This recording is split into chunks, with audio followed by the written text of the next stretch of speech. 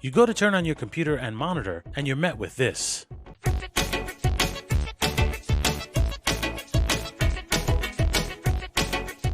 In today's video, I'm going to give you the most common reasons your computer monitor might have no display.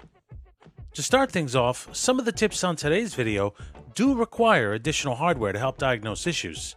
When diagnosing computer issues, you should always start with the simple and obvious things first. So starting off, make sure that all of the wires are connected to not just the monitor, but the computer as well. After that, make sure everything is powered on. If you still don't have a display, look over the display cable. Are there any cuts or gouges in it? Pets will sometimes chew wires, so it is possible. If you're still having issues, we're going to have to start testing hardware. The first thing to test is your monitor and cable. To test your monitor, you're going to need to connect it to another device. It can be a console, another computer, or even a cable TV satellite box, as long as it has HDMI or whatever your display connection is.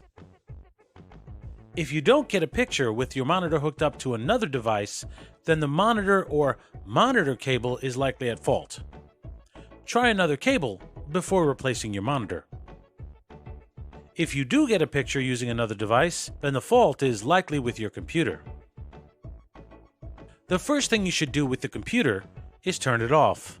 Open the case and make sure all parts are properly seated in their slots. The RAM, the video card, if any of these are loose, you won't get a display. So make sure they're firmly inserted in their slots and secured. While you're checking that everything is seated properly, it's a good idea to make sure all wires are properly connected as well. Once you've done this, power on your computer and check again for a display.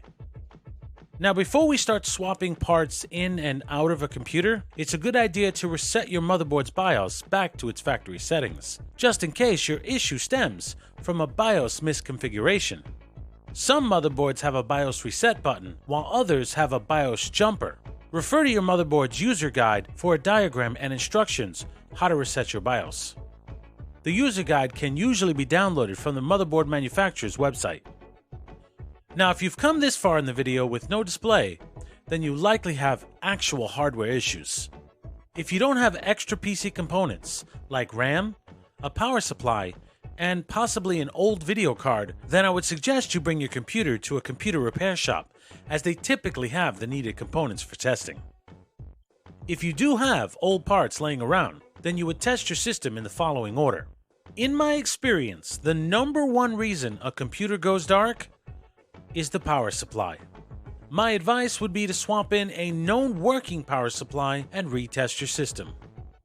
It's as easy as switching out 2 to 3 wires to test your system. The next most common reason is a RAM failure.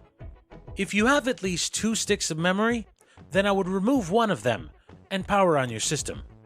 If you still have no display, swap the one that's in the system with the one that isn't, and try again.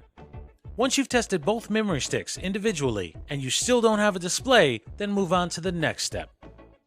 The next most common issue is your video card. Now, video cards aren't prone to dying as much as RAM or power supplies, but they still do once in a while.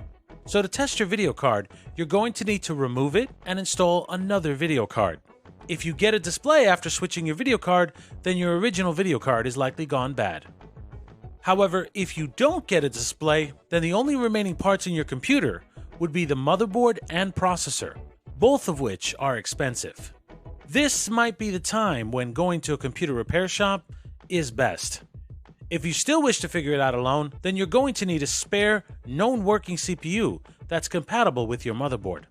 If your system still doesn't boot with the new CPU, then it's likely your motherboard causing the problem, as there's nothing left in the system to check.